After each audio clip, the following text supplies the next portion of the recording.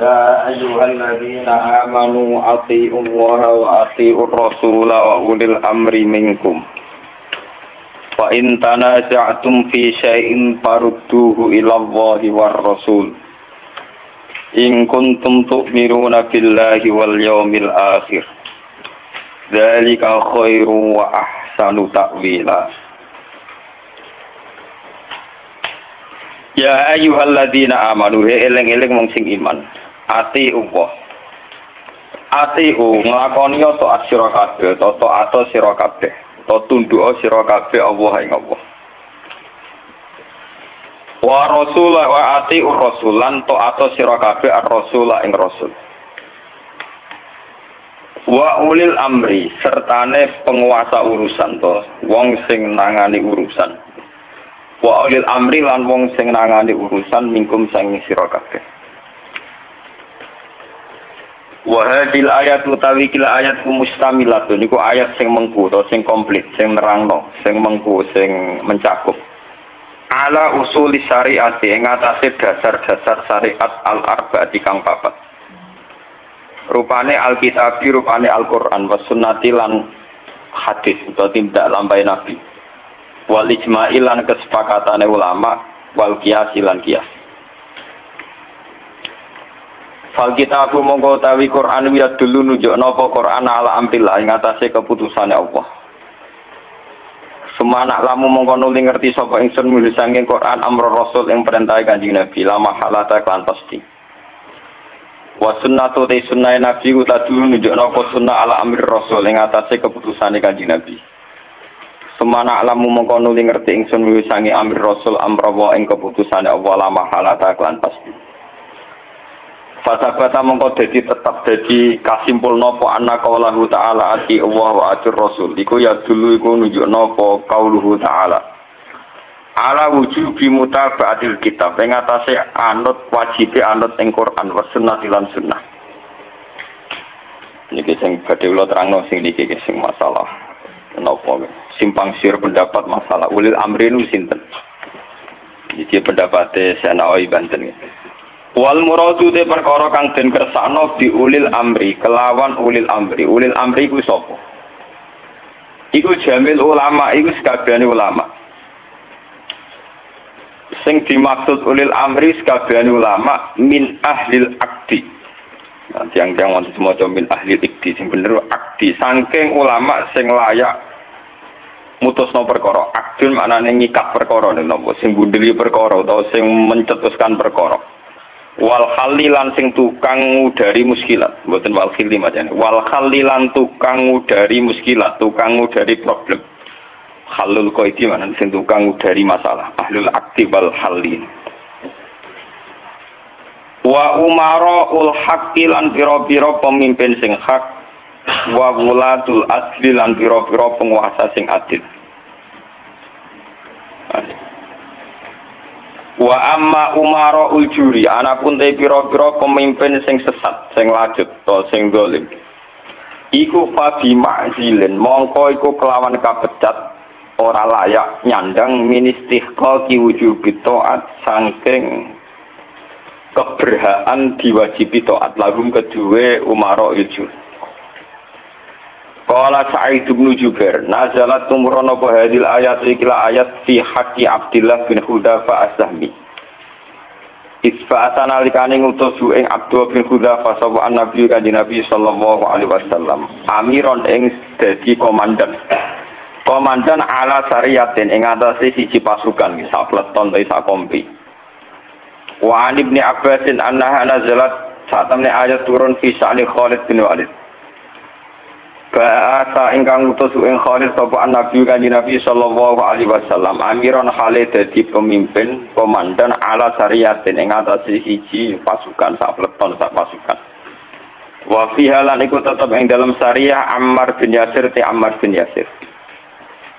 Fajara mongko terjadi benahuma antarane Ammar lan Khalid bin Walid apa ikhtilafun apa persulayaan fisen dan perkara Pana syarat mongko tumurun apa hadil ayat ikla ayat. Wa umira lan den perintah sapa Ammar bin Yasir bito ati ulil amri kelawan taat ning penguasa. Fakhina izin mongko ing dalem nalikane mengkono-mengkono perkara, maksude peristiwa perang antarané komandan lan anak buah. Fal muradu mongko te perkara kang den kersakno bihim lan ulil amri ku umara usaro ya iku pira-pira komandan perang, komandan pasukan perang. Kala dawa sapa ba'du sebagian ulama. Taatu wa taat ning Allah wa rasulih lan taat ning utusane Allah wajib kotan kelan pasti. Wa ta'atu ahli ijma utai taat ning gone pendapat sing diijma'i ulama iki wajib kotan kelan pasti. Lawa amma ta'atul umara anapun taat ning penguasa. Wa salatin pira-pira raja iku fal aksar mengko sing akeh wa ana saat menawa taat takuno taat muharramatan haram agake haram.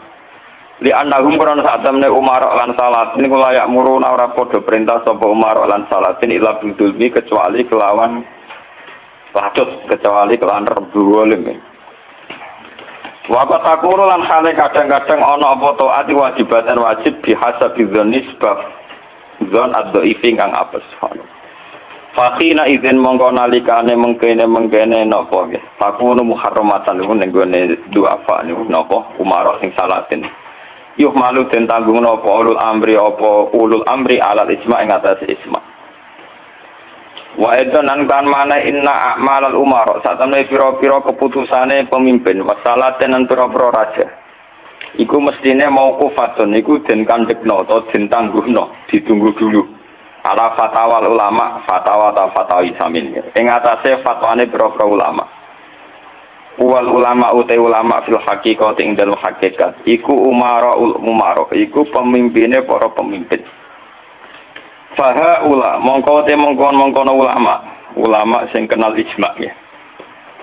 Iku ulul amri iku hakikat sing disebut ulul amri.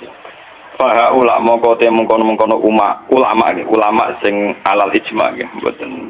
Iku ulul amri iku sing kasebut ulul amri nggih kula baleni nggih fa ula mongko mengkono ulama sing alal ijma nggih mboten ulama sing ijtihadiyah iku ulul amri iku hakikate ulul amri iki mun kula niati saking dalam kepen ngaji masalah ulul amri nggih iki lunga tenan terus kowe sampean waca artinya sudah saya baca itu. Ini tafsir Munir karangane Syekh Nawawi napa Banten masuk ulama Indonesia sing alim diakui teng Mekah teng Hijaz terutama nggih Syekh Nawawi Banten. Beliau itu gurune Mbah Khalil Bangkalan. Mbah Khalil Bangkalan di murid golongane Mbah Hasyim Asari satu musim. Ya Mbah Hasyim itu dibutuh Gustur bareng Gustur malah jurusan. Jadi termasuk ulama top tenggene Mekah riyen niku Syekh Nawawi Banten. Sing ngarang tafsir Munir. Nyata kula terangake. Hampir menjadi mainstream kalau kayak SBY, kayak gubernur, kayak bupati, kayak lurah. Itu rata-rata legitimasinya secara syariat dianggap ulil apa? Amri ya. Dalam konteks NU mungkin itu PBNU, dalam konteks Muhammadiyah mungkin PP Muhammadiyah. Lah urusane ngaji ngene iki ulul amri aku ngongkon rugen luwih sederhana, luwih apa? Yang jelas melihat asbabun nuzul itu kental sekali bahwa sebetulnya masalah itu tidak keluar dari disiplin militer. Kalau balik ini malah melihat asbabun nuzul awal mula ayat ini turun itu tentang disiplin apa? Militer. Karena dalam teori perang itu 1 detik, 2 detik pasukan internal itu konflik bisa kelibas semua. Sehingga dalam sistem perang atau sistem komando tidak ada ruang ijtihad, tidak ada ruang polemik, tidak ada ruang beda pendapat. Kalau dalam suasana normal orang boleh berijtihad bagaimana Indonesia yang terbaik, bagaimana umat Islam terbaik. Ada yang bermadzhab harus pribumisasi Islam misalnya. Ono sing berpendapat kudu jelas al-farqu bainal haqqi apa? Hak mana batil. Ini mana ini? Ayat ini secara nuzul itu jelas-jelas tentang konteks perang. Kita tahu dalam teori militerisme, dalam teori militer, teori perang tidak ada ruang diskusi, nggak ada ruang dialek, juga ada ruang ijtihad. Semua harus tunduk pada perintah komandan. Sehingga orang sekali Ammar bin Yasir, orang sekali Abu Bakar bin Siddiq, ketika Nabi suatu saat mimpin, Khalid, kamu komandan. Itu sahabat yang kali kayak Abu Bakar sekalipun, itu tidak berani bantah. Meskipun atas nama kesalehan Khalid bin Walid itu tidak apa-apa dibanding itu Abu Bakar. Tapi karena ini sistem perang, di mana keputusan harus final dan harus cepat, kalau tidak ya terbunuh, itu harus tunduk. Jadi tidak bisa ada ruang istihad lagi, karena ini sudah di medan apa? Perang, harus seragam. Ya sama, teori militer mulai zaman dulu sampai sekarang sama, harus seragam, satu komandan, satu instruksi. Nah, kalau demikian halnya, maka fantasi-fantasi kita, sering dengarnya kita, ulul amri itu lurah, bupati, gubernur, itu salah besar kalau melihat aspek nuzul ini. Dan itu yang pertama, kaul yang diyakini Syekh Nawawi sinten. Makanya di sini beliau bilang apa itu awal-awalnya itu qala Sa'id bin Jubair nazara hadil ayat fi haqqi Abdullah bin Hadza Asami. Terus fana jalat hadil ayat. Fakhina idzin fal murad bihim umara'us saroya. Tapi lucunya pendapat ini tidak populer di Indonesia. Paham ya? Tidak apa? Padahal ini takbirnya sorry. Fal murad bihim umara'us saroya. Yang harus kita tundui tidak boleh ijtihad lagi adalah umara'us saroya, komandan perang. Karena harus satu instruksi, satu garis. Sekarang kita coba latihan ijtihad. Kalau kita latihan ijtihad dalam kondisi normal, tentu guru dengan murid saja bisa beda. Tidak boleh kita langsung tunduk sama guru dalam hal kondisi normal, dalam hal ijtihad. Orang tahu semua kalau Imam Malik itu gurunya Imam Syafi'i, tapi Imam Syafi'i punya mazhab sendiri yang tidak sepersis mazhabnya sinten Malik. Orang tahu semua Hambali itu muridnya Syafi'i, tapi Imam Ahmad punya mazhab yang tidak sepersis mazhabnya Syafi'i.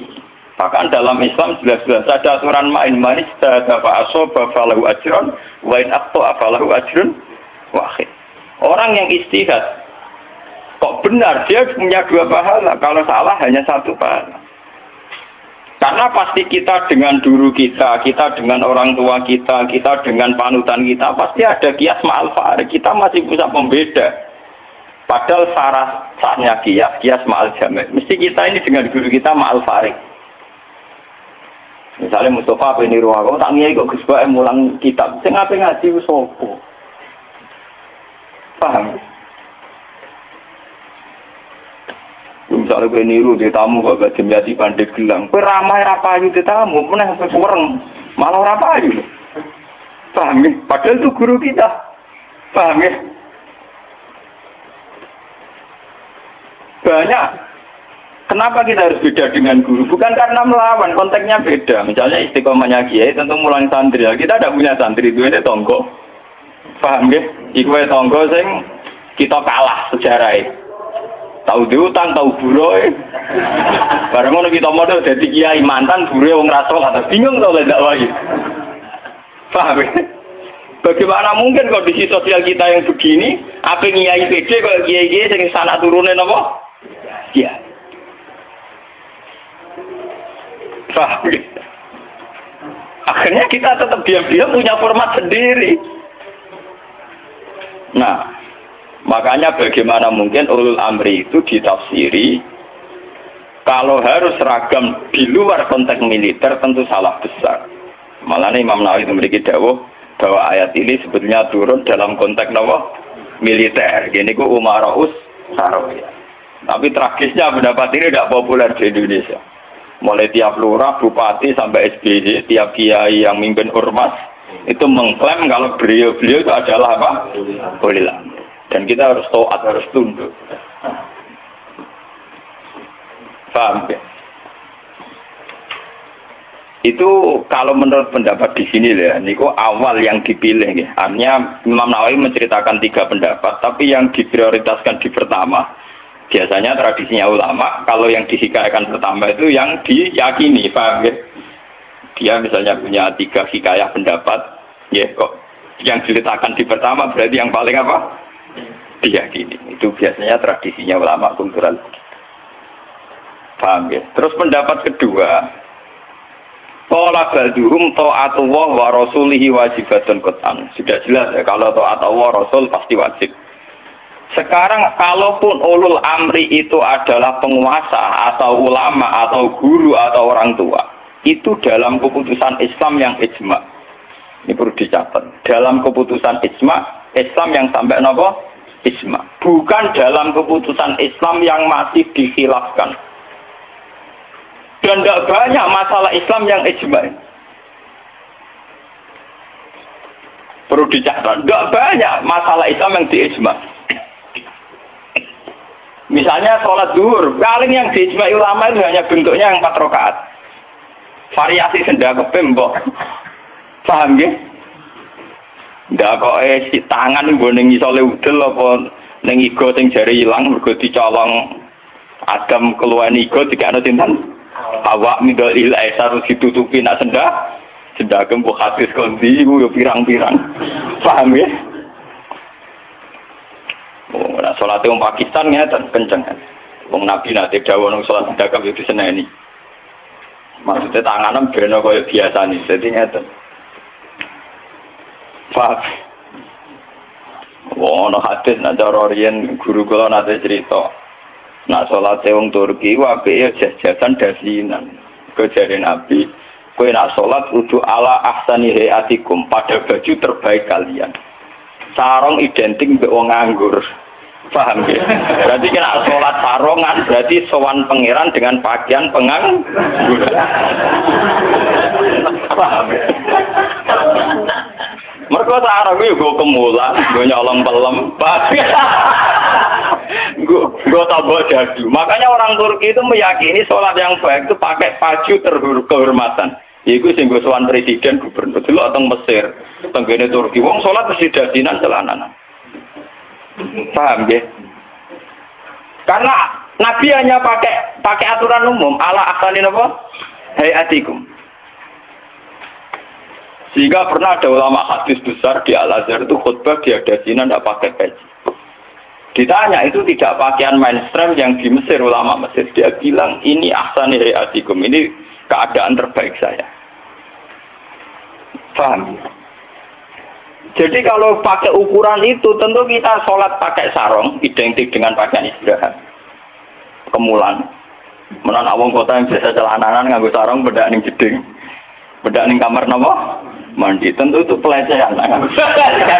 Nganggo teori. Dan itu banyak ulama yang anti, betul banyak.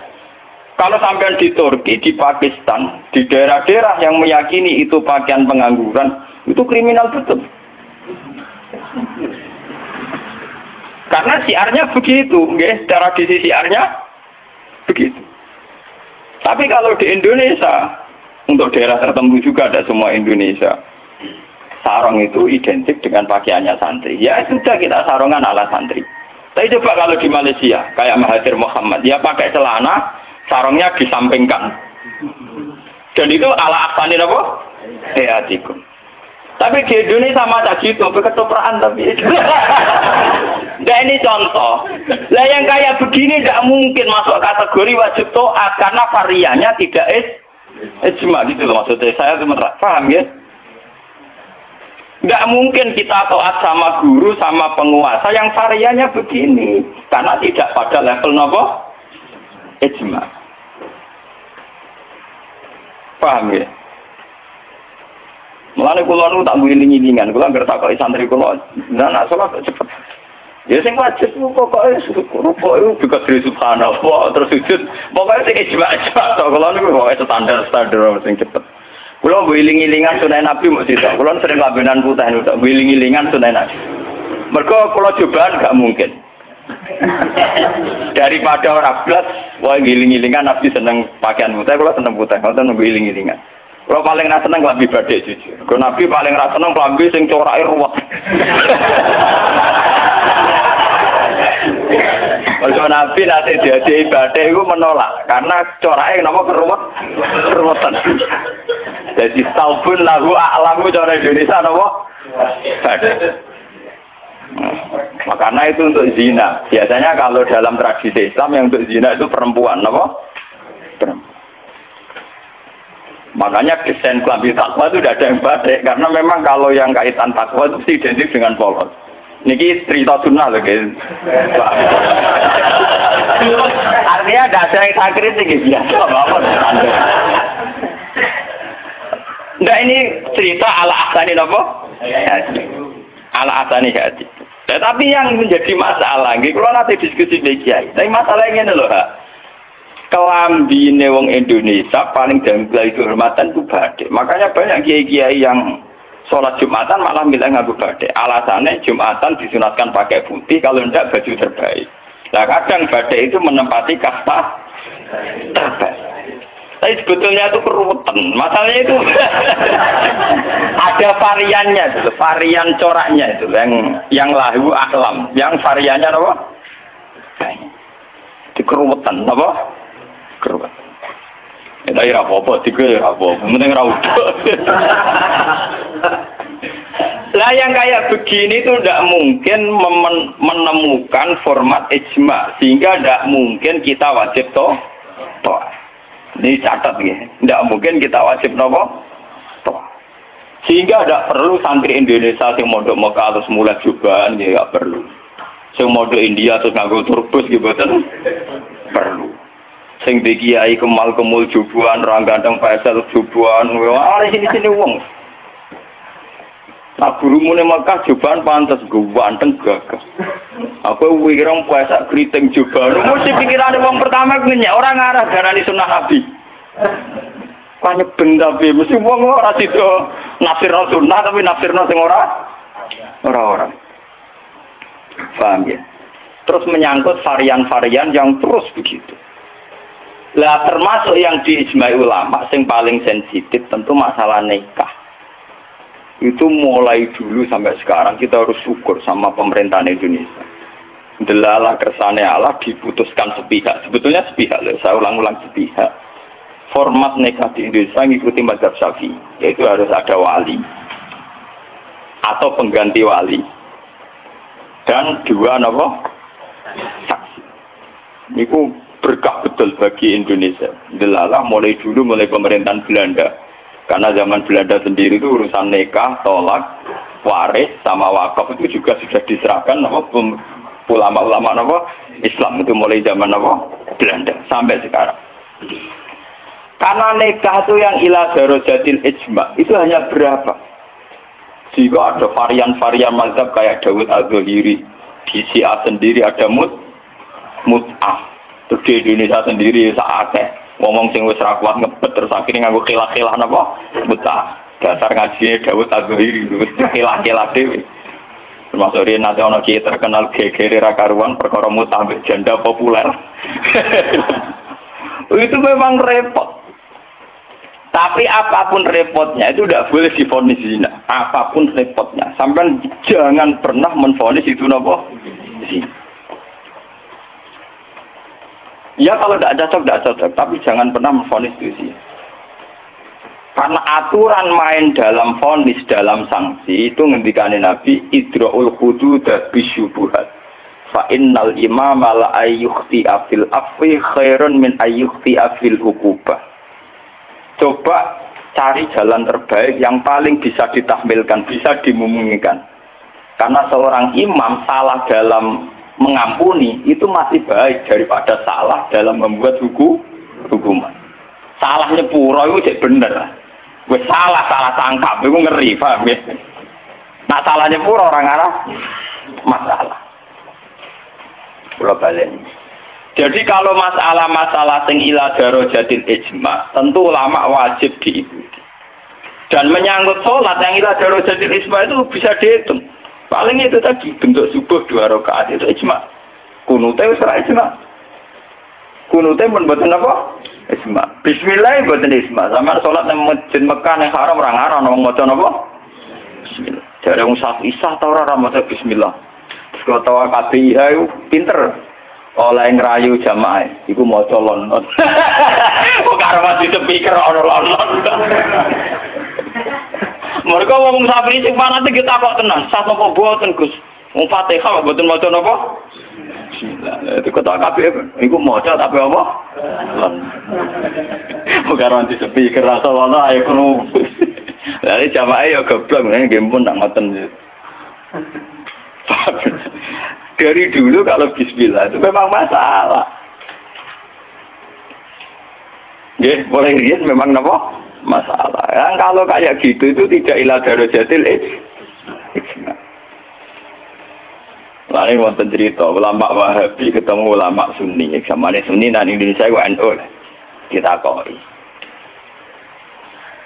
Bismillah iku ayatun min kulli suratin utawa ora. Dari ulama NU ya ayatun min kulli suratin. Ya mesti kiyak tau ngene. Ditakoni wong Wahabi. Kena nulis kul wa ahad iku mulai angka 1 ayat 1 ku apa? Ya kul wa ahad iya nak mulai ayat ditulis mulai bismillah. Ora ana tulisan Quran bismillah ditulis ayat sitok. Mesti kul wa ahad 1, Allahu somad 2. Wong dhewe ora termak engko barane ayat iku piye? Wong dhewe nulis iku mulai napa? Mulai kul wa napa? Tapi ulama dia kalah sitok ning Fatihah. Khusus Fatihah itu sebetulnya dalam ini ulama Wahabi itu pasti salah. Khusus Fatihah itu memang mulai dulunya dulu zaman ulama Al-Hadis. Khusus Fatihah itu bismillah ayatun minha. Ya, ayatun minal Fatihah. Makanya Qur'annya Wahabi sekalipun itu untuk Fatihah bismillah itu sudah punya angka apa? 1. Khusus Fatihah loh ya. Akhirnya tahu neliti, menyerah tahu paham.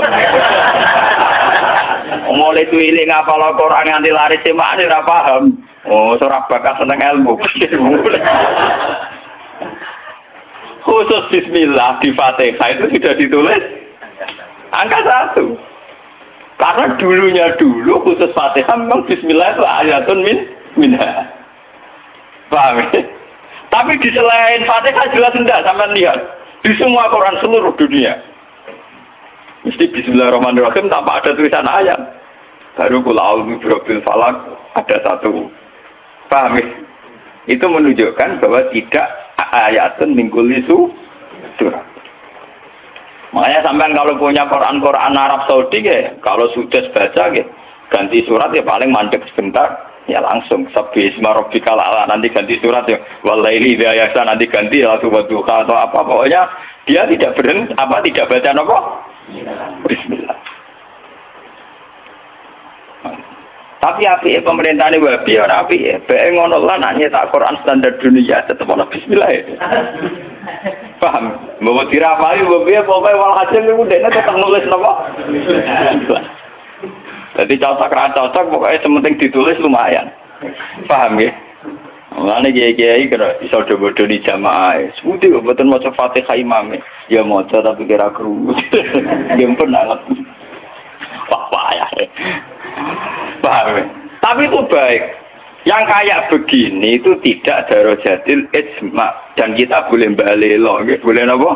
Boleh. Ya sama seperti konteks tarawih. Kalau bolak-balik matur, wong Muhammadiyah roh kabeh nak tarawih nang Masjid Haram 20. Taslimatun min kulli rakaat, tetep balelo 8. Pahami balelo napa? 8. Wong NU yo roh kabeh nek Mekah Madinah ora ono kunut, tetepe balelo napa? Kunut. Paham ya? Di Muhammadiyah balelo ning tarawih, NU balelo ning itu sah secara ilmiah karena tidak darajatil ijma. Sah itu secara ilmiah apa? Sah.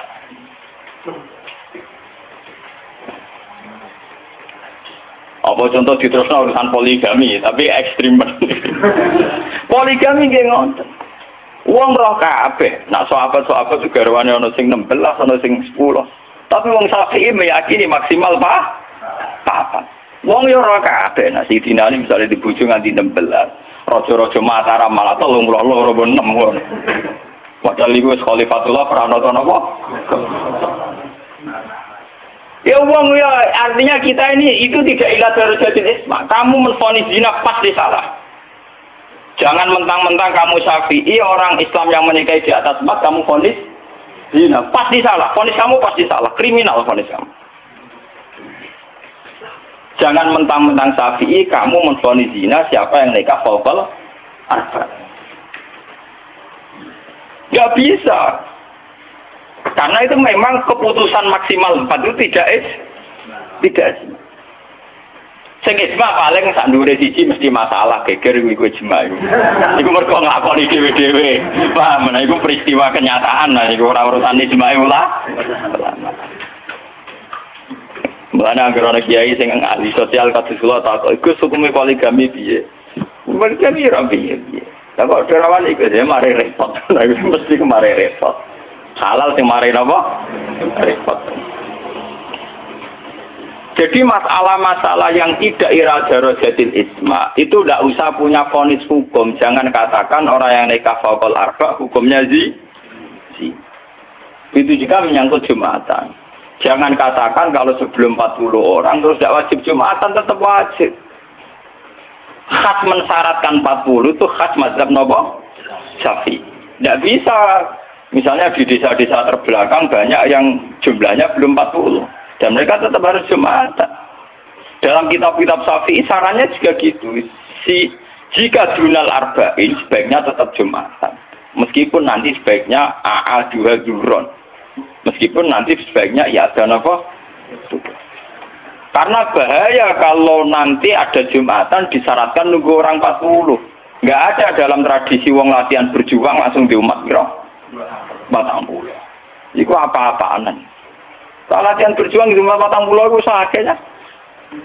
Nabi jadi nabi selawase orang sing di umat moloro telu. Ngutri mau wong sapi di umat minimal bro 40. Orang ngarah. Paham ya? Ini kalau baleni malik.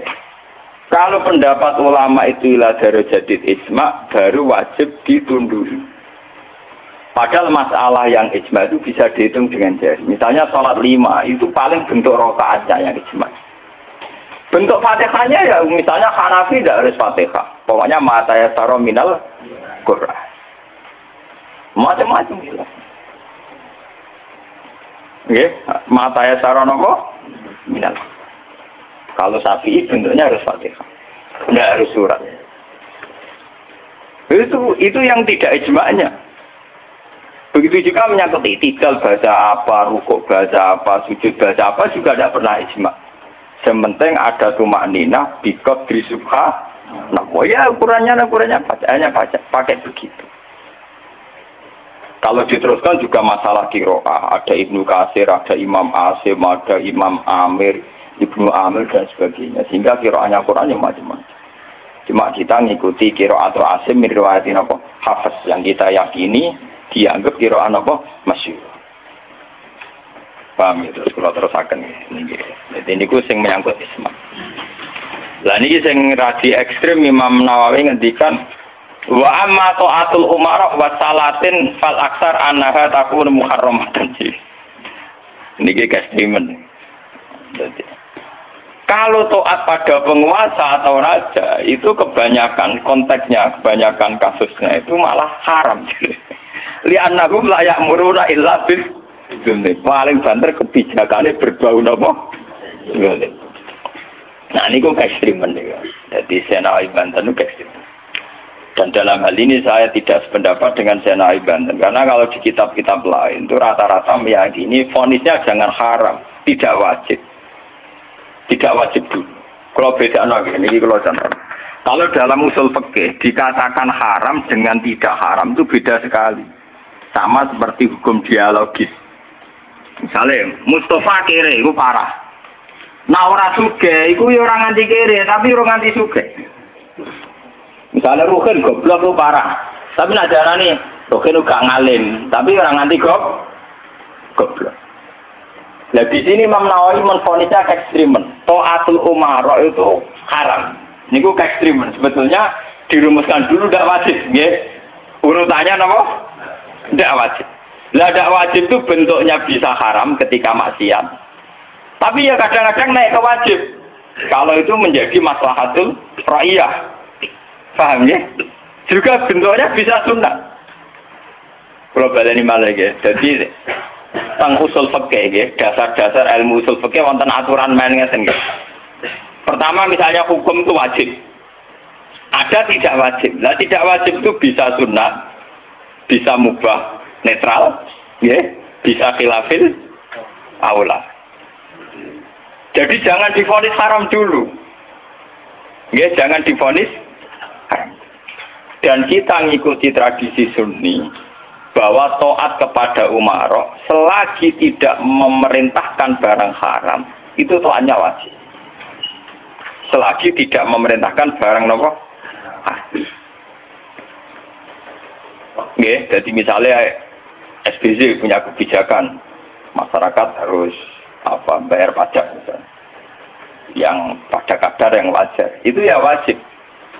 Tapi kalau memerintahkan haram maka menjadi apa? Haram. Artinya apa? Hukum taat kepada umara itu tidak ada hukumnya. Yang penting tidak wajib dulu. Nanti melihat kalau konteksnya maslahat menjadi wajib. Kalau tidak maslahat tapi tidak haram, ya nanti ada urutannya. Kalau agak baik, ya mungkin sunat. Baiknya sedikit, ya agak sunat. Kalau setengah makro, ya khilaful aula, sesuai urutan-urutan di fikih. Karena itu banyak itu ketentuan-ketentuan di fikih. Lah yang menjadi masalah ini sama dengan tenan. Bagaimana kalau sesuatu itu taruhannya dengan stabilitas? Ini rumah tenan. Entah itu stabilitas politik, entah stabilitas ekonomi. Kayak kasus Bank Senturi itu kaitannya jenisnya apa? Stabilitas. Ini paling ngeri dalam semua tradisi kekhulafaan dulu. Misalnya Yazid itu jelas-jelas gentuk. Yazid bin Muawiyah jelas-jelas gentuk. Dia adalah aktor di balik pembunuhan Said Husain di Karbala. Tapi kalau dilawan akan terus berdarah-darah umat Islam. Karena de facto Yazid lah yang dianggap presiden saat itu. Karena dia putra Muawiyah yang memenangkan pertarungan politik dengan Ali bin Abi Thalib. Jika kalau dilawan akan terus berdarah-darah umat Islam. Tapi keputusannya Said Hasan mengakui pemerintahnya Muawiyah, juga pemerintahnya Yazid. Apa mengakui kebatilan? Ya enggak. Hasan hanya ingin bilang bahwa stabilitas umat berdarah-darah harus dihindari. Perang berkepanjangan juga harus dihindari. Sehingga ketika era Said Hasan disebut Amil Istima. Itu paling susah. Dan itu mulai dulu sampai sekarang masalah. Begitu juga stabilitas ekonomi. Semua ulama itu ijma kalau riba itu haram. Lah riba itu apa? Mengambil kadar lebih dari uang pokok.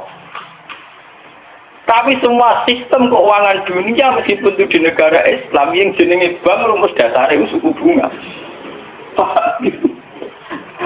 Lah makanya kayak sama tak ceritani.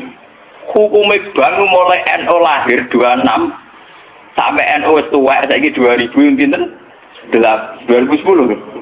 Tiap muktamar mesti ana sing takok. Yo tetep dijawab khilaf, senengane muni telu kae mulai dhisik telu. Jose tambah papat. Boleh. Biasane mainstream pertama riba mesti haram. Wis suwe nak riba wis apa? Haram. Lah nek takok, "Lah bang itu termasuk riba apa ndak?" Orang mesti haram. Kok mune mau riba itu haram.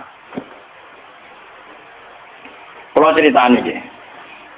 Karena kiai-kiai yang meyakini riba haram itu betul. Kalau riba haram itu betul. Tapi kalau yang meyakini bank itu riba itu tidak mesti benar. Bank, oke. Karena begini. Dulu ekstrim-ekstrimnya kiai tenggene Indonesia termasuk Kiai Rehan Kudus. Termasuk guru-guru saya ekstrim. Ini kemauan sempat fatwa khusus bank negara itu boleh. Masih bilang gitu. Lihat di keputusan-keputusan gitu. Yang masih punya ruang boleh bank apa? Bank negara. Alasannya dalam sistem moneter modern tidak bisa menghindari yang namanya bank. Meskipun rumus bank tentu suku bunga atau melibatkan bunga. Tapi yang boleh itu kadarnya kayak apa? Tentu ad-daruratu muqaddaratun biqadriha. Ada aturan sesuatu yang nggak bisa dihindari. Misalnya kasus deflasi atau mengalami pengurangan nilai tukar. Misalnya begini, tidak mungkin kan orang yang punya uang tahun 82 juta, yang saat itu adol sapi gede, orang nabung di bank 2 juta tahun 80. tentu 2 juta itu jual sapi besar. Regane 2 juta. Kan nggak mungkin 2010 sing sapi disepakati rega 2 juta tetap dibayar 2 juta. Paham ya? Masa yang kayak itu termasuk riba? Toh nggak keluar dari Rasul Mal dulu 2 juta kan aslinya sapi itu. Bagaimana mungkin kamu katakan itu keluar Rasul Mal sapi regane 2 juta tahun 80? Saiki sapi tahun 2010 mesti regane misalnya 10.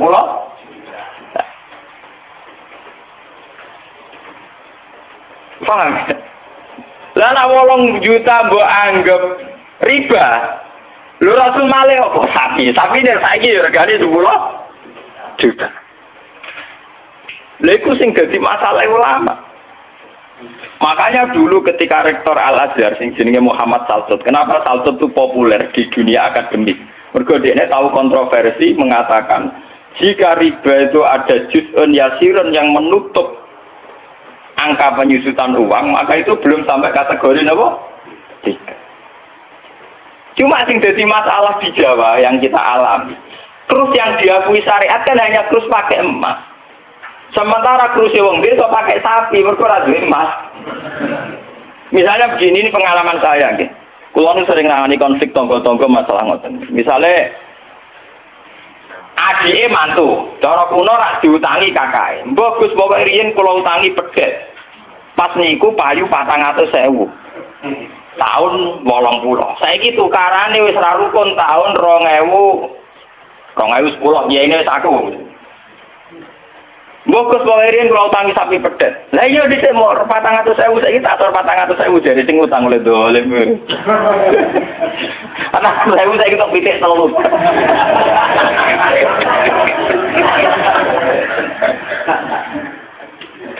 Aku lo jadi kiai ini kayak gampang kalau jawab ya, ngeten mawon. Nak di sahur 400.000 jelas mari geger. Itu kok ada pedet mawon. Wong riyen utangnya apa? Pedet. Sampai itu goblok. Terus orang nganggo empat nganggo pedet. Beda pedet ya, saya tuku pedet. Enggak, aku ngukumi wajib nganggo krus pedet. Wis rupa duwe mesti geger. Di sini kok pedet yang sahur apa? Sekarang tetangga saya itu banyak yang haji. Itu gara-gara terusnya sapi. Dulu mbah saya itu namanya Mbah Sidik. Itu haji ku entek sapi 11. Sekarang itu wong-wong darani haji ku murah. Dulu keluarga saya haji kula menangi dek cilik, keluarga kula haji mau bayar 7 juta. Menangi malih haji 14 juta. Pas bapak kula haji 2003 niku 23 napa juta. Tapi wong desa muni darane haji saiki sepakat murah. Mergo nak ngangkrus nganggo sapi. Mergo dhisik sapi entek sapi 16. Saiki 30 juta lah mau entek sapi papat. Dadi wong desa nak darane haji saiki luwih murah timbang dhisik. Artinya apa? Rupiah yang melonjak itu tidak ada pengaruhnya dalam kursi wong desa. Mergo dhisik 7 juta entek sapi 6, saiki 30 juta mau entek sapi papat. Bagaimana Anda bisa menvonis riba dalam konteks-konteks serwet ini ekonomi ini, paham ya? Mesti wong ra paham, nak wong fikih ngukumi riba itu sak perampangan. Dia mau mikir maksudnya ra paham. Paham ya?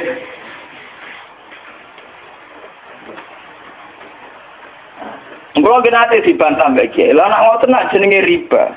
Sama nak diutang aku malah saya kira iso nyaur, mesti riba. Wong diutang Pak. Wong diutang, saiki iso nyaur mesti kudu riba. Ana riba ra iso nyaur. Lah contone piye, Gus? Nah, misale sampean diutang aku 10 tik. Saiki golek dhuwit 10 kangen lomti mbok sahur 100 rupiah riba lho kamu. Iya toh, misalnya orang dulu punya pecahan 10 rupiah. Diutang 10 rupiah. Saiki ruhe nyaure piye? Golek pecahan terkecil saiki 100 rupiah. Nyusui ra iso. Wong pecahane 80 ya ora ono. Apa riba itu misalnya? Paham ya? Kalau riba itu persis nilai intrinsik, nilai nominal uang, tentu masalah. Tentu apa? Berarti uang diutang 10 sen atau 10 rupiah kudu disaur 10. Golek ini ning ndi? Paham ya? Nah ora susuk barang riba dicuri dhuwit Rp100, golek Rp10, 80 nggih. Piye carane? Malah dadi ulama gelem mikir. Paham? Nah yang kayak begini ini masalahnya itu repot. Kalau sudah menyangkut stabilitas, entah itu politik, entah ekonomi, pasti itu repot. Kasus-kasus ini, kasus Bank Senturi, kasus masalah intelijen itu kalau pertimbangannya stabilitas politik ada intelijen, stabilitas ekonomi ada permainan bank, ono LPS, ono KKS, ono bulat. Podo untuk stabilitas kiai yang ngono, antar kiai rapati ngalim itu dilindungi, ngono ya kiai. Nah karena semua itu demi stabilitas. Jadi aku tidak perlu uang. Cara jenengan Kiai Mustafa Anies Putih saja be wong apik. Tapi kok nate ngeten-ngeten ya wong tahu salah tapi tetep wong apik. Itu demi stabilitas. Kalau mau tidak percaya pada kiai tinggi juga repot agama itu, paham? Orang mau bangko yang kalau nggak ada motif percaya ono ras. Podo kalau dukungan masyarakat ke kiai rendah kita ya repot. Ngurus agama kenapa? Nang takok iki sapa itu ora jelas budi apik ya omling. Tapi kok ngene-ngene ke ya tetep apik di bangku ya bener.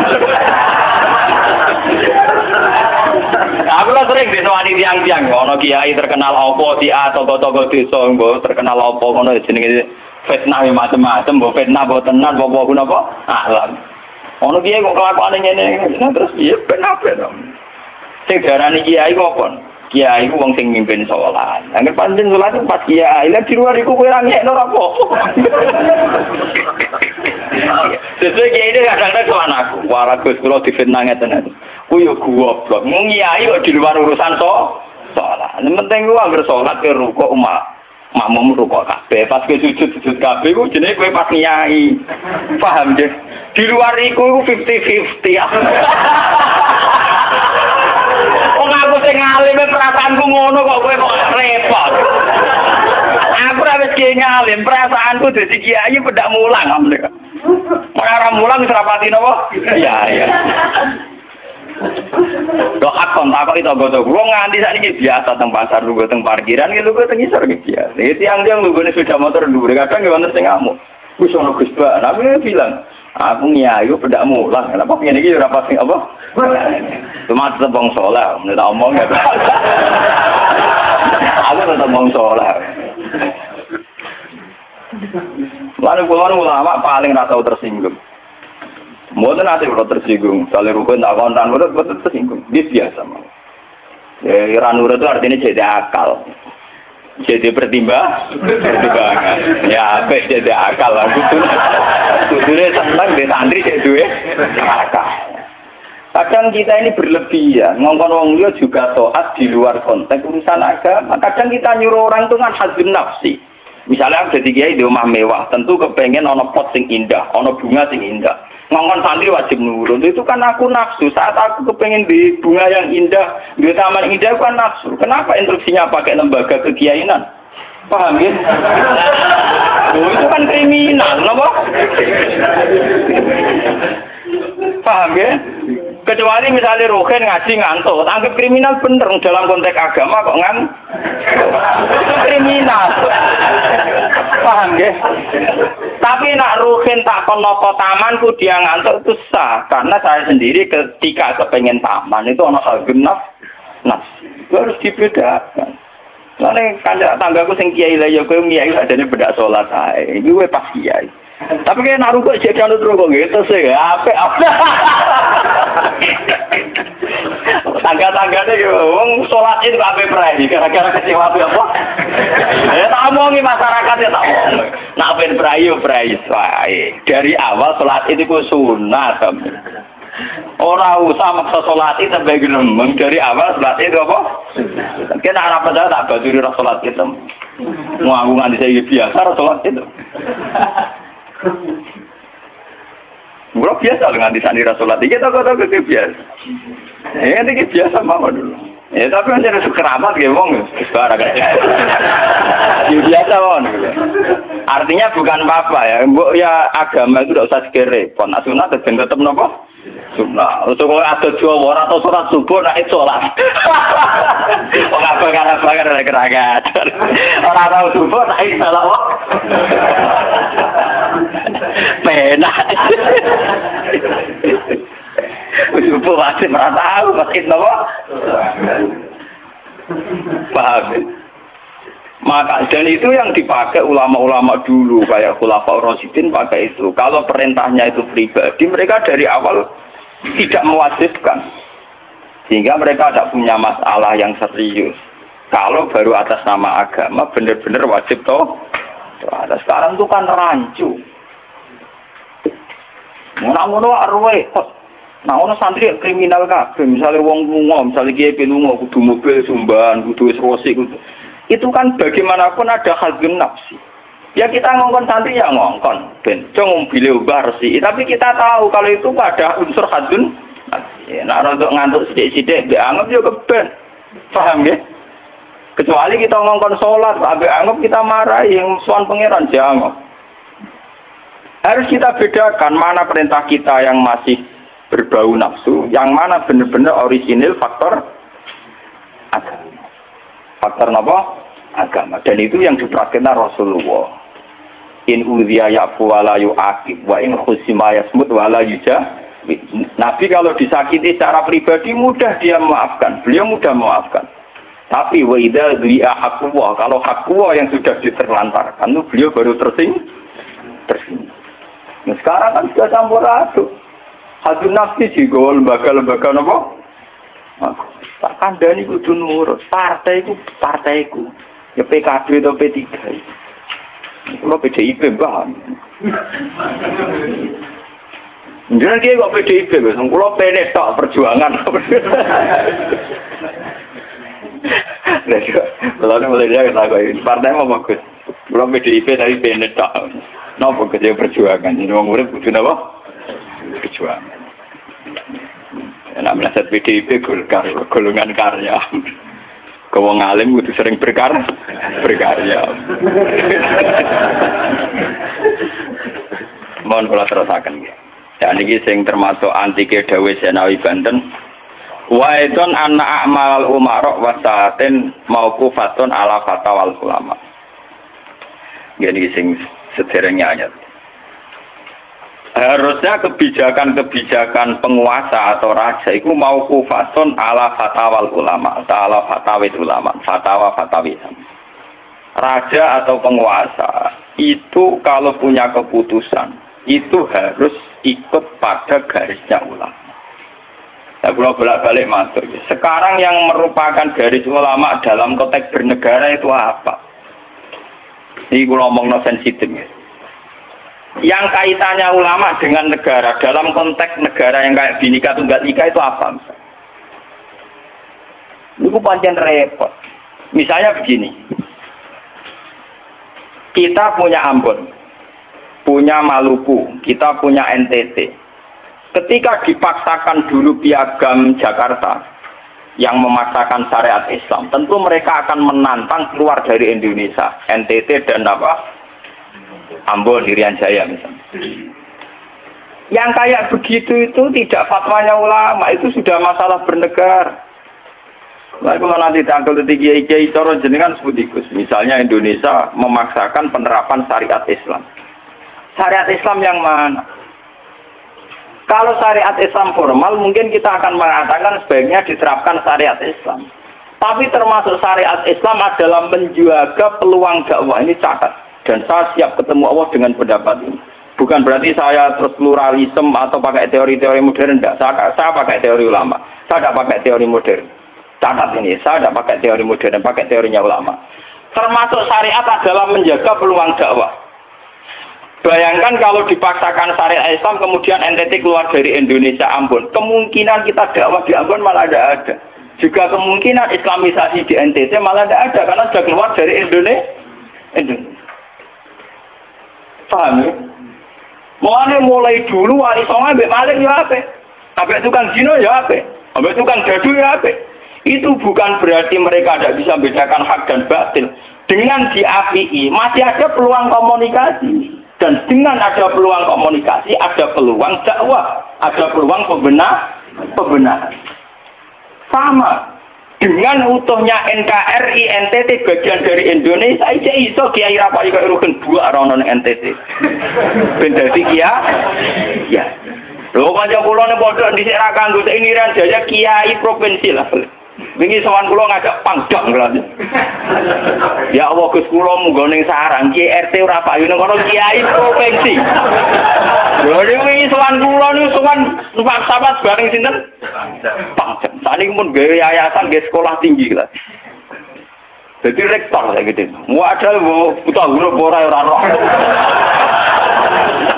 Musa urip-uripe ngaji rek kula roh tenan bodhorane roh tenan. Saya bakasane mbek napa?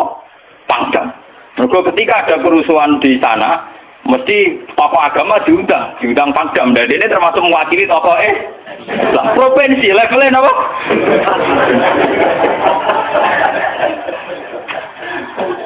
Artinya logika sehat kita, kalau kita memaksakan syariat Islam formal malah NTT lepas, itu kan berarti tidak ada kesempatan dakwah. Toh dengan tidak lepas, toh kita bukan berarti tidak ingin dakwah, kan tetap ingin apa? Mane bojo ngecewakno lae aja pegat. Nek ora mbok pegat ana kesempatan dandani, nek kena wong ra iso.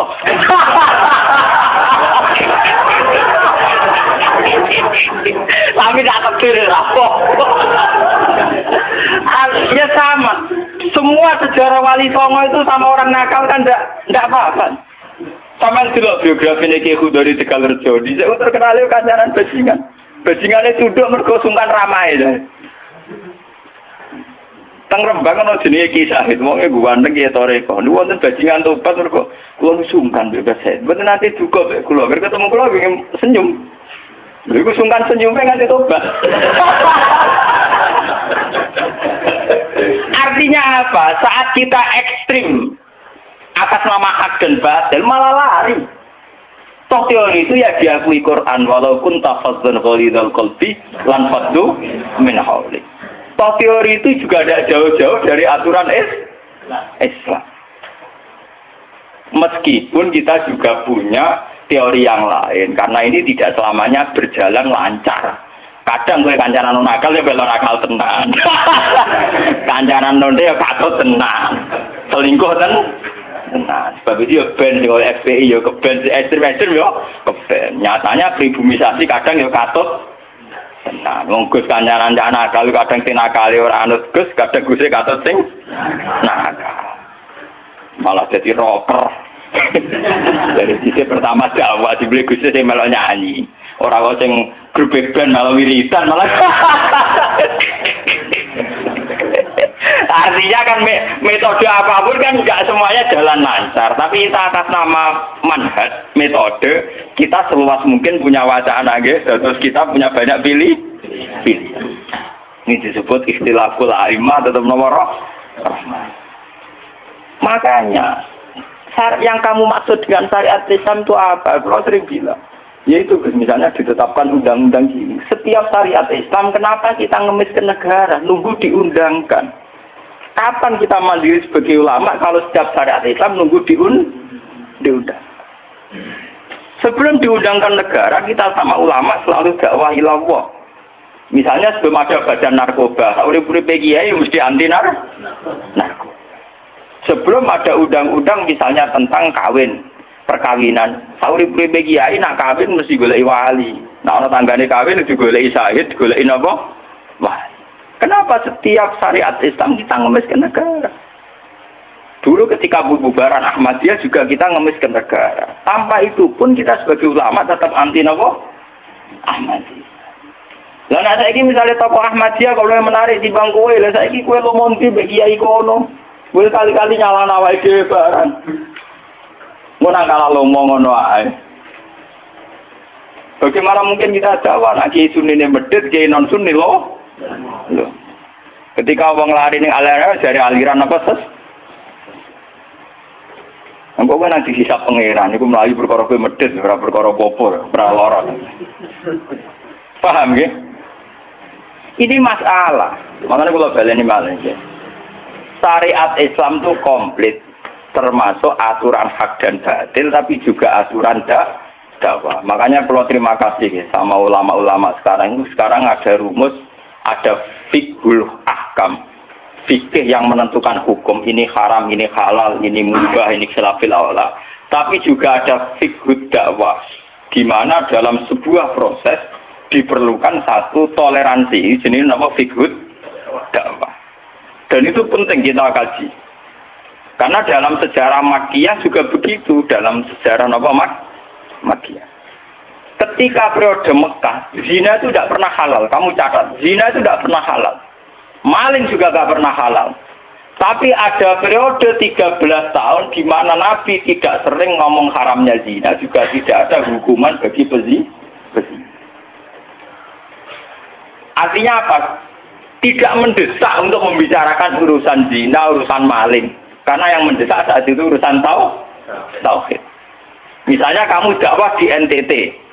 Tentu yang penting umat diajak ke logika bahwa tauhid itu lebih benar ketimbang trinitas. Ya hanya begitu saja. Kamu tidak mungkin langsung masuk ke urusan zina, maling, gento, dan sebagainya. At-tadrid fi sunnah, proses dalam sunnah. Itu juga penting. Itu tahapan-tahapan dalam proses Lah fatwa ulama termasuk fatwa yang begini-begini ini. Makanya dalam semua sejarah wali ini catat, mesti ono ulama formal, ono ulama sing ora formal. Dhisik ono ulama sing pro syariat kayak Sunan Kudus. Selawase ra cocok dengan Kali Joko. Kok Kali Joko pokoke wong Islam wis bener, mulane penggemar yang yogyo-yogyo. Termasuk ora usah salat dari salate Mbak Kali. Atine wis salat. Wala kan boyo lali Solo 3 Klaten Jogja mbok kono. Sunan Kudus kafir cara dene. Selawase ra cocok. Ya tapi bagaimanapun bagaimana mendakwai orang Islam kawasan Jogja, Klaten, Solo, golongane Tingkir kalau tidak model Kali Joko.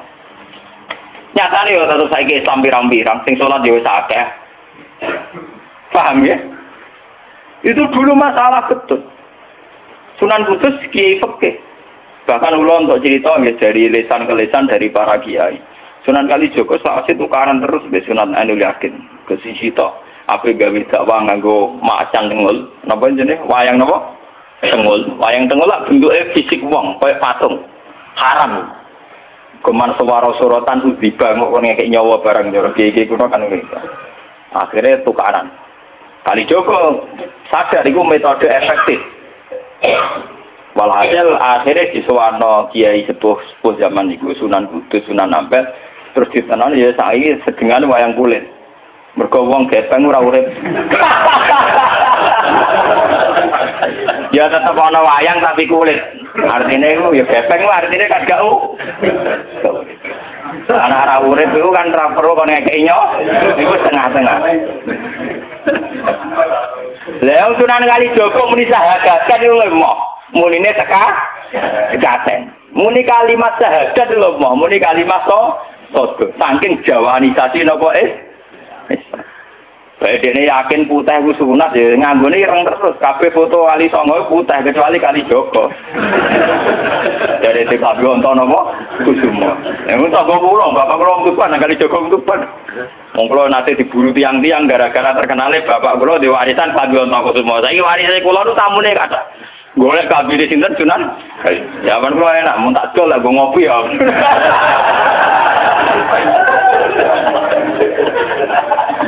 Mau kok barang apik tiba didol kok ngopi. Sing duwe aku terserah kula kan. Oh ngenyawang tenan wong alim jisa bakat ono Kusumo. Payah tenan. Mulai dulu Abu Yazid Al-Bustami juga begitu. Mesti ada ulama yang di kampung-kampung. Sama tak ceritanya ya, biar ulama syariat tidak terlalu ekstrim. Zaman Sayyidina Umar jadi khalifah. Khalifah resmi yang ditunjuk para sahabat. Dan saat itu belum banyak konflik. Yes, belum banyak apa. Itu Sayyidina Umar mendapat amanah dari Rasulullah Shallallahu Alaihi Wasallam. Umar, saya punya umat. Dia adalah orang terbaik di zamannya. Saya punya umat, dia adalah orang terbaik di zamannya. namanya Uwais Al-Qarni. Kalau kamu ketemu dia, salamku untuknya. Dan kamu harus minta doa supaya husnul khotimah. Terus dari Umar, fakih fabi. Pulau ngertose sepundi. Dekne udah penyakit baros.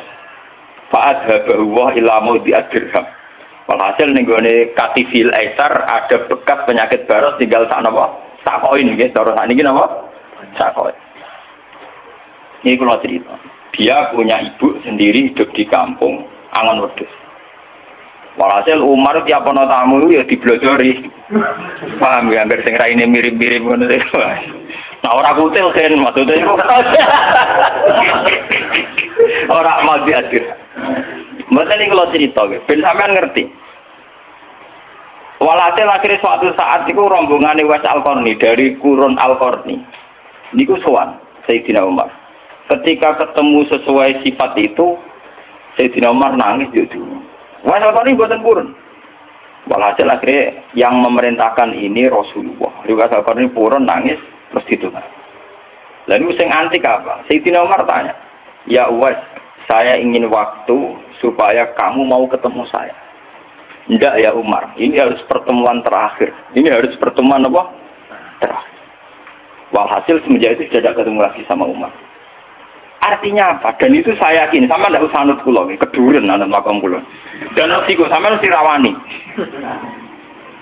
Artinya begini, ketika orang dengan izzatil Islam, ini catat betul.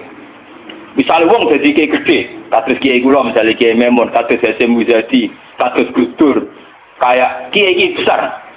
Jangan-jangan nikmatnya jadi kiai besar oleh umat loh, oleh umat tidak oleh mereka ya, jangan salah paham. Oleh umat ditafsirkan wajar kalau mereka senang jadi kiai, dia mobil mewah, dia duit akeh, pengaruhnya gede. Misalnya Habib Lutfi, orang-orang punya pengaruh, Ki Hamid Pasuruan umat.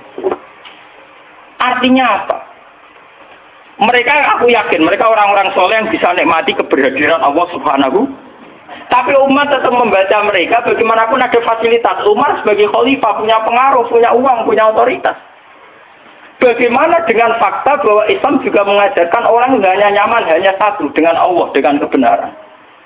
Tapi dengan percontohan orang-orang kayak Uwais Al-Qarni, maka Islam utuh. Ada penjaga syariat kayak Sayyidina Umar, Habib Lutfi, Ki Memun, Ki Hamid Pasuruan. Orang-orang jadi sentral. Cara teori sosial jadi mercusu. Wah. Tapi ada orang-orang yang menunjukkan bahwa dia bisa bahagianya dengan kebenaran. Paham ya? Akhirnya umat kan enak. Lho kados kula nu ngrasakno tenan. Kula nganti saiki rong taun jeneng imam masjid. Padahal imam itu sungkan. Kula mboten nate pidato. Kula besok ya sing pasar be anak kula dhewe mboten ngajak pengawal. Saya tunjukkan kepada umat bahwa ajaran Islam yang sebenar yang bisa membahagiakan adalah senang pangeran titik. Dan kewajiban dasar dalam Islam mongkon rumah anak. Soal pengaruh aku, saya ngomong ini jujur loh. Saya punya pengaruh kalau ngaji saya banyak. Tapi saya tahu betul yang kewajiban pada saya, yang hakiki hanyalah saya pada anak saya. Awaladin soleh. Kalau ada hadis bakat santri. Rabbi habli miladunka dzurriatan thayyibah ana tulaban. Ora ana ning Quran hadis bakat santri. Ketok tangan pun ana. Paham ya? Artinya apa? Kalau santri-santri punya cita-cita kayak kiainya, masih dungo, itu kan terbayang kiai yang mulia, kiai yang dapat suanan banyak, kiai yang dijujuki wong akeh. Itu bahaya sekali, mau nak mulai ada di ngono mutung. Perempal-perempul. Aku ngalim lah orang kiai, ora dadi kiai. Loh, untuk jadi kiai itu kan gampang. Orang nikmati sholat, nikmati ibadah, nikmati kebenaran, wis hakikate kiai, paham ya? Malah dene gento, nak nyaratno enak ngenteni mulu. Kula nganti sakniki, bayangno sakniki, umpama sampean saiki kuwabe lho ora seneng kula. Kula nek ndak ada masalah. Kula kok krungu kabar sakniki sing seneng jenengane bubar kabeh. Sami sekolah zarah kula mboten susah. Hakon. Hakon wah benar-benar susah. Karena saya harus melatih diri bahwa kebenaran Islam. Uwais Al-Qarni mau tukang angon wedhus rumah ibu. Agar itu dagangan ning pasar nak badi di rumah ibu. Tapi dengan begini dia walinya setingkat Sayyidina Umar. Karena apa? Itu tadi menjadi percontohan bahwa untuk menjadi hamba yang baik tidak perlu semegah Umar, tidak harus semahal Umar. Sama tidak usah niru ya, masalah itu Isra Mulyo loh, artinya ya sudah. Tidak usah niru, ini hanya pelajaran saja.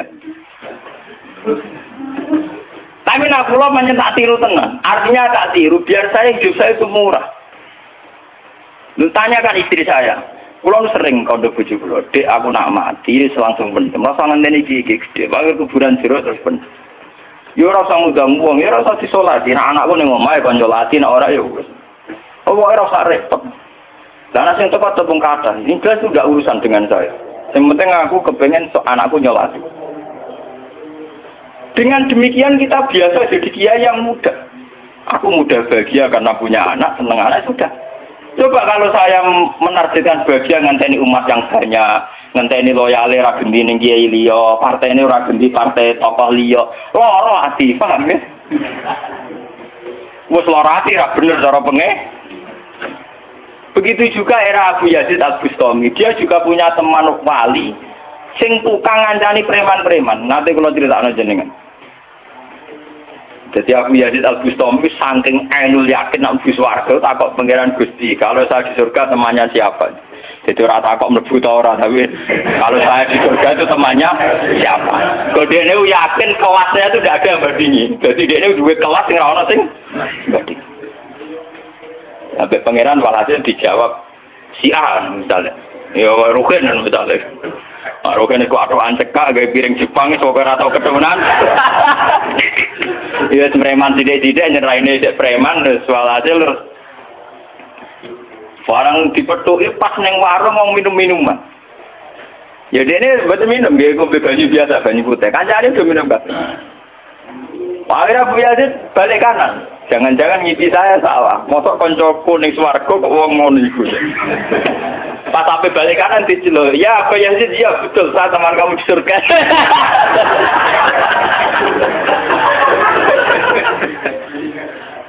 Akhirnya tak kok ya. Saya kowe walim kelas atas kok kelakuan nemu. Kula ngancani wong minum-minum niku dalam proses dakwai mereka, separuh wis tak tobat. Sing separuh tugasnya jenengan meriang. Aku ya meriang wali resmi kon tobat wong mereka.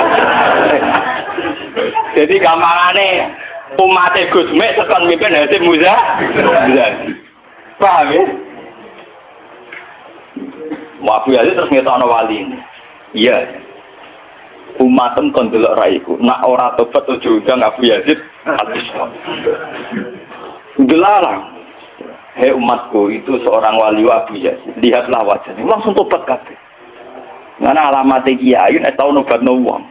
Ana kiai kok ora tau nobatno wong, ora ana wong sing tobat krana wajahe ta suarane ora pati kiai. Paham nggih? Ora pati napa?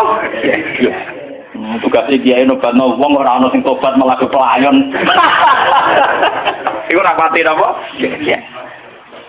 Contoh lagi bahwa orang soleh itu sudah harus berkecimpung mimpin itu cerita terbesar adalah Nabi Musa dan Nabi Khidir. Nabi Musa itu dengan segala reputasi, revolusi mengalahkan Fir'aun, menyelamatkan Bani Israel dari cengkeraman Fir'aun. Tapi ketika Nabi Musa merasa orang terbaik, saat dia khutbah ditanya siapa orang terbaik, ya Musa saya. Sama Allah diingatkan sama Nabi Khidir. Itu hanya orang sendiri di tengah laut. Artinya apa? Untuk orang menjadi soleh harus punya pengaruh kan? Tapi kita dewean. Tapi saya kira uang kejangkitan penyakit. Kiai sukses bisa mempengaruhi wakil, jamaah akeh, nak wiridan akeh, istighosaan. Nanti kulon tak latih tenan. Kulon gue gak ditetir ngalim, buatan purun, mulang ngeten. Saking nak asing mulang rakulo gitu malah keliru. Wah misalnya, jadi itu saja masalah itu. Ya misalnya saya mau terus terujuk era karu-karuan.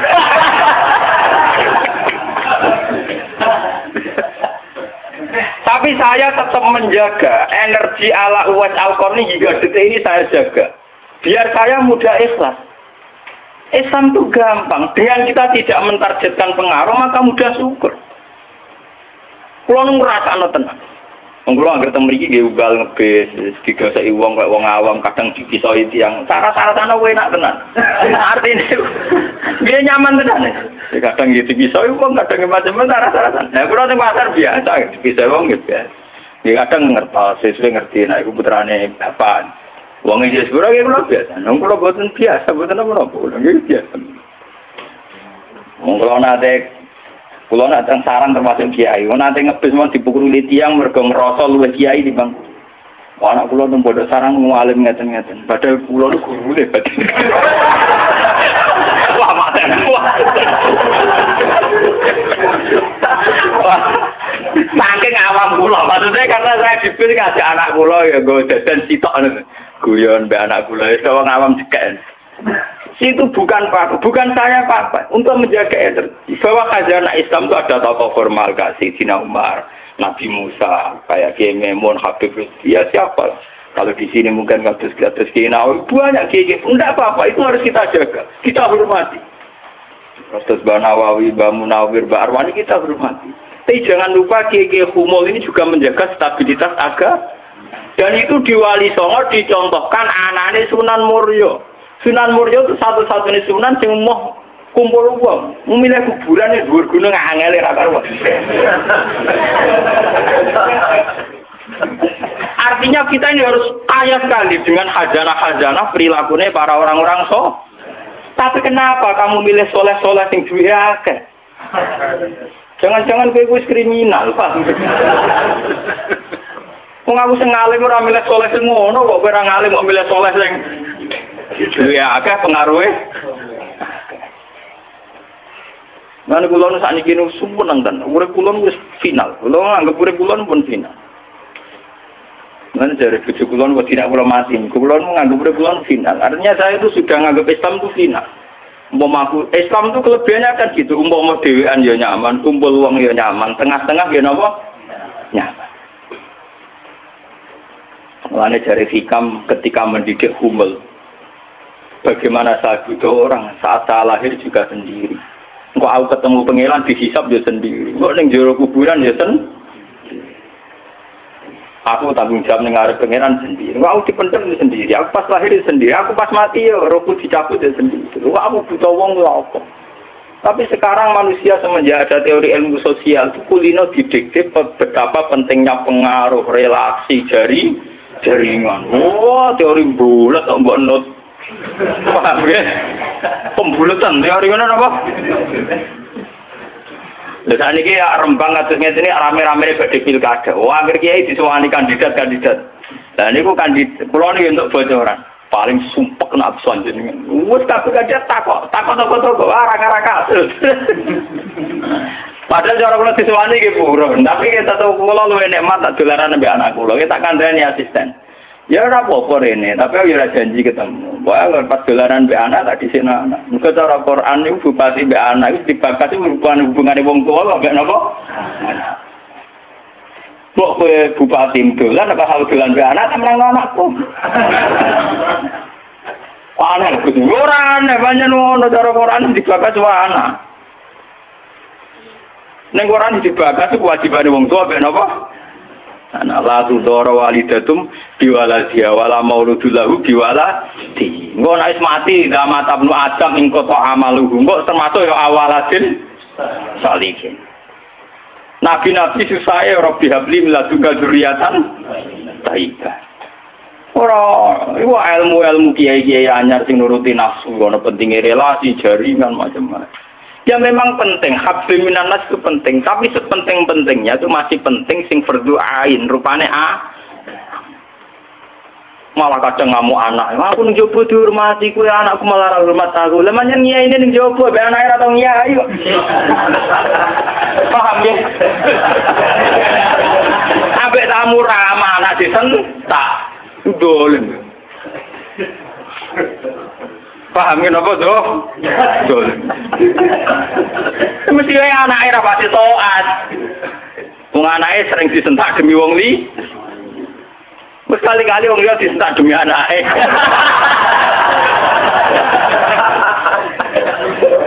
Bareng anake ra hormat, wah aku ning dihormati malah anakku dhewe ra kesalah iki. Lho kalau nganti saat ini sore anak kula tak jawab nganti saat ini. Bukan apa kula kepengen niru tradisi wong saleh-saleh dhisik. Nabi Musa, sinten nak Uwais Al-Qarni mendapat kehormatan itu perkara ngrumat ibu. Kanjeng Nabi sering cerita, ana wali sing nak sowan wong ditolak iku dadi wali mau perkara ngrumat anake jare Kanjeng Nabi. Lan ngendikane Kanjeng Nabi ana wong kerja ning pasar adol kayu kok mulai nggo nafkah kaya anake bojone iku hakon ala Allah untuk mencintai dia. Dan ternyata kewaliane Uwais Al-Qarni sing model humul, model tertutup setingkat kewaliane Sayyidina Umar. Nabi Khidir sing tanpa pengaruh amen wiridan ning pinggir laut dianggap setara mbek Nabi Musa sing tahu revolusi, tahu prestasi ngusir Firaun, nenggelamno nyatane derajate dipadakno Nabi. Artinya begini loh, jangan-jangan kita mengidolakan ulama besar itu bukan karena keulamaannya, alimnya enggak, tapi karena kebesaran. Buktinya saat kita mulai orang jadi kiai mutung. Padahal untuk jadi kiai itu gampang. Kowe nek sholat subuh, ora selingkuh, ora domino, ora togel, iku ya kiai. Sidarani kiai sapa? Sidarani wali. Ala inna auliya Allahi la khaufun alaihim wa lahum yahzanun. Ya mu alladzina amanu wa kanu yattaqun. Ora ana tarife wali kiai. Alladzina lahum tulab sing duwe santri. Alladzina lahum thalabah sing duwe murid ora. Wani kula jenenge nyaine sampean ya kiai. Mulai mulai saat ini yang sampai sholat subuh ya orang rokaat, zuhur ya patang rokaat. Pokoknya sing wis kaya ijma ulama, sampai kudu yakin nak wis kiai. Anggap ae kaya Uwais Al-Qarni mbek Nabi. Utawa kancane sinten Abu Yazid Al-Bustami. Ini penting kula aturaken karena tren sekarang mengukur kiai sukses dia itu dipengaruh. Itu keliru besar. Tidak ada itu dalam tradisi ulama wali. Sama tak cerita nih. Zaman Kiai Hamid Pasuruan terkenal wali, Kulo tahu banyak tentang beliau karena gurunya bapak saya, sepupunya mbah saya. Mbah saya itu punya bapak namanya Mbak Idris. Itu adiknya Mbak Abdullah, abahnya Mbak Hamid Pasuruan. Jadi saya tahu banyak cerita beliau. Beliau kan orang Lasem, masih misanan kalian Mbak. Niku hormat sama wali-wali humul. Zaman itu beliau masih hormat jenenge Gus Ud Sidoarjo. Juga hormat jenenge Mbah Muhammadun Pondoan Padi. Artinya wali-wali populer sebetulnya yang hormat sekali sama wali-wali humul enggak terkenal. Tapi kita kan mesti milih yang terkenal saja. Paham ya? Padahal wali-wali yang terkenal itu hormatnya bukan main sama wali-wali yang Sinten sing aran I'anatul Thalibin Sayyid Zaini Dahlan. Niku gurune sing aran sinten? Gurune sing aran I'anatul Thalibin. I'anatul Thalibin dikarang Sayyid Abi Bakar sinten Syafal. Niku muridé Sayyid Zaini Dahlan. Nggih, muridé sinten? Sayyid Zaini. Iku dhewe kanca wali ning pasar Bakul Prabu. Iku angger Jumat ditiliki. Ya guyon. Suwe-suwe santrine gak trimo. Santri kaya Mustofa kan gak trimo. Wong alime ngono kok dijak guyon mbek bakul napa? Moga Jumat dipilih.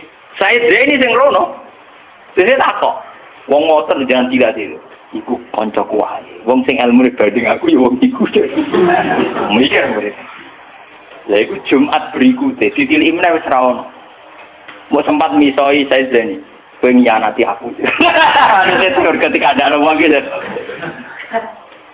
Imam Syafi'i Imam Syafi'i itu orang alim kaliber. Dia itu kalau ijtihad hukum kok belum dikomunikasikan dengan Saiban Ar-Ra'i itu belum mantap. Imam Syafi'i itu mujtahid hukum, tapi kalau dia ragu, itu ngenteni kancane dene Saiban Ar-Ra'i itu kan angon wedhus ning desa. Woi nek dikomunikasekno niku mantap.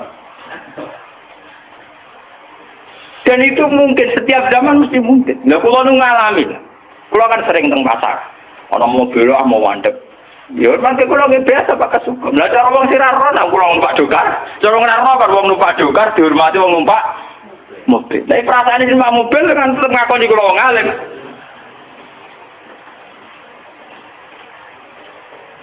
Angkulo nu nate badhe teng pertelon iki kisah nyata. Nggih teng pertelon badhe bebal ngendani mobil. Ya ana sing roh nak kula, Gus ana sing ora roh walhasil. Wonten mobil kiai gede mandek wonten kula. Mboten sareng kula. Ya wong jangkat.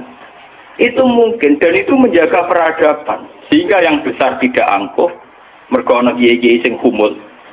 Cuma kula niku humule rapati sukses. Mari sing muncul-muncul niku mari ra jelas sing bareng. Itu bagus itu untuk menjaga energi syukur. Biar orang itu syukur jadi kiai tidak gantung pengaruhnya banyak. Nggak gantung punya santri banyak. Tapi nyaman jadi kiai karena ngugemi kebenaran. Meyakini apa? Kebenaran. Dan ini penting kalau aturakan. Lalu kulo nganti saat ini kepengen. Cuma arah sukses. Artinya kayak kulo nanti ditetir tebdi murid. Jadi pengaruh dulu mas lo tamu ya rapati hormat. Kalau wong nggak rada angel percoane, tapi untuk takdir kayak kata kulo untuk takdir sebenarnya itu tidak pilihan saya, artinya tidak pilihan. Tapi ini perlu kulo aturakan, biar khazanah Islam sing teng NTT teng Ambon itu masih. Kulo nanti diceritani Kiai Memun. Zaman Khalifah Harun Ar-Rasyid, niku setiap begundal dibuat teng fak-fak, teng Irian apa? Jaya. Sama seperti Inggris, orang-orang nakal dibuat teng Australia. Niku nak dirunut ya ada misi dakwahnya. Ternyata dari Irian itu turunan Arab itu banyak. Sehingga ada Islam teng Irian nanti dok Timur Leste yang dulu masih Timur. Malah PM Timur dia namanya Mar'in apa? Al-Qatiri itu turunan apa? Arab. Wong Timur Leste kok tahu di WPM turunan Arab. Niku berko zaman sinten Harun Ar-Rasyid niku begudal dibuat teng fak-fak napa teng niku anak turune termasuk tokoh-tokoh sing teng Budi teng Timur Leste teng Budi niku wonten sejarah. Artinya apa? Apapun humulnya perjalanan umat Islam tetap barokah bagi yang lain. Tapi kenapa kita harus cari yang terkenal? Kiai humul barokah. Tapi aja kelainan terus kuper loh, terus percaya ngipi jimat. Nah, mari saiki ku angger kumul identik perkara jimat sampai napa? Kere. Kumul perkara ning gunung budak ngenteni apa?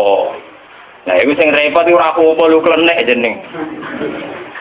Nak kumul nek mati Allah ora kok nek mati ngenteni keris ceblok, paham nggih? Kumul kok perkara ngenteni napa? Keris.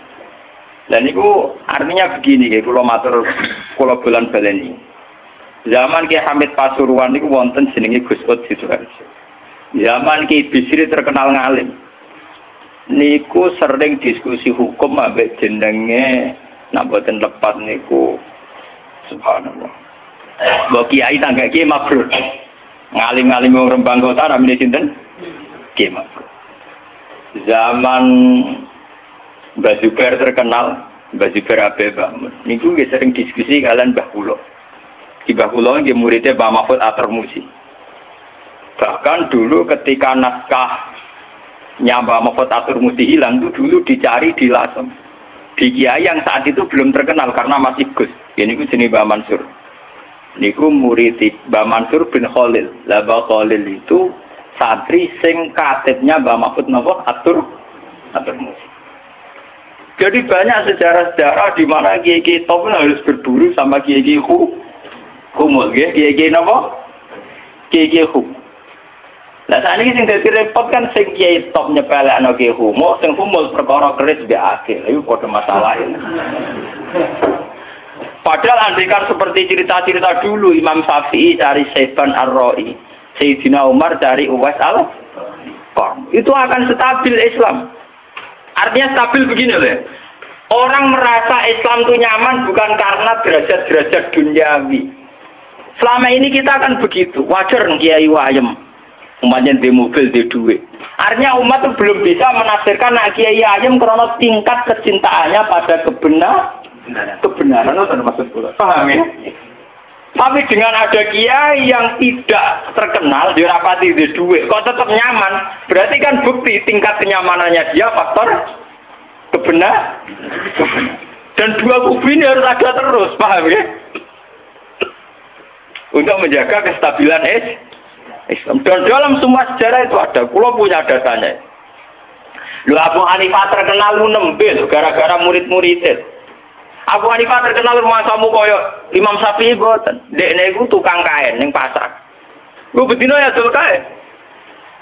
Adene wong alim, anggere wong rono jebule ra tuku kain, perkara takok hukum. Anggere wong jebak ra perkara nyang-nyangan, bantah-bantahan apik sing takok. Terus terkenal wong alim diadol kain. Akhirnya populer. Jadi dekne terkenal keulamaan iku kok toko kain. Akhirnya diabadekno saiki anene bakal kain ngoten mau. Ya ana ulama terkenal liwat jalur toko napa? Sesuk toko nek bangkrut mergo krungu takok hukum. Niku sinten? Abu Hanifah. Saniki mboten rapati ngalim ngetokno kiai ne. Kula nu bertahun-tahun di kanca sing ora kula ngalim nggih kathah. Saniki yo getun mergo anak kula wong alim. Lah kaya kula wis repot kadung ngono repot. Muga-muga kaya rohene humul. Buat kalau terusakan nih. Jadi wow guys, jadi fatwa ulama yang tidak ijma itu tidak harus diikuti. Wal ulama fil haqiqah umar fa ulul amri as-fatihah.